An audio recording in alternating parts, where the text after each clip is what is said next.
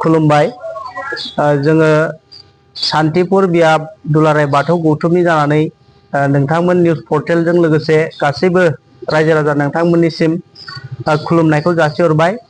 जोङो दिनै बेयाव जे प्रेस मिट लानायनि गुबै थांखियानो जाहैबाय जोंहा सान्तिपुर बियाब दुलाराय बाथौ गौथुमा जा बोसोरारि मोनसे खेराइ फोरबो खुंफुंनाय हाबाफारि लायो।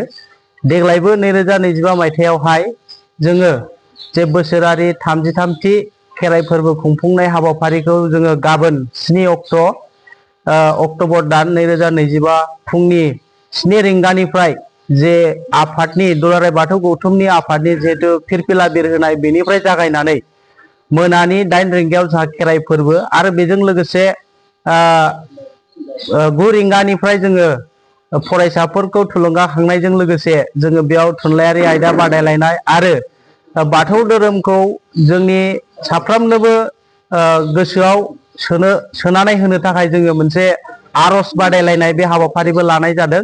दा बेयाव जों बेखौनो खावलायगोन जोंनि सान्तिपुर बियाब बाथौ गौथुमनि सिङाव थानाय साफ्रोमबो रायजो राजा आरो लाइमोन बिथांमोनखौ जाहाथे बे हाबाफारियाव गाबोन लैहोर लैहोर फैनानै जे जोंनि हाबाफारिखौ जाफुंसार होयो आरो लोगोसेनो जोंनि धोरोमखौ बर'नि जे गुदि धोरोम बेखौ जोङो फोजौनाय फोगोमनायाव जे थुलुंगा होयो जों बेखौनो खावलायबाय साफ्रोमबो रायजो राजा नोंथांमोननिसिम।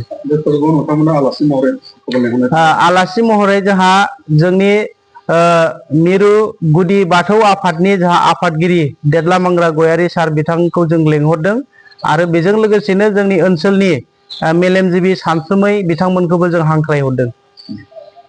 बे ओनसोलाव गोबां गुबुन गुबुन धोरोमनि मानसिफोर दं, बिथांमोनाबो जुदि बाहागो लानो जुदि लुबैब्ला नोंथांमोना मा खालामो? बेयाव जोंहा जेबो बादा गैया। जे जायफोर बिथांमोना जे जोंनि गुदि धोरोम जिहेथु बाथौ धोरोम दा बेनि जे खेराइ फोरबोखौ नायनो गोसो जायोब्ला बा नायनो लुबैदोंबा नायफैनो हागोन आरो मोनायाव मोनानि 8 रिंगायाव जागोन खेराइया जोंना।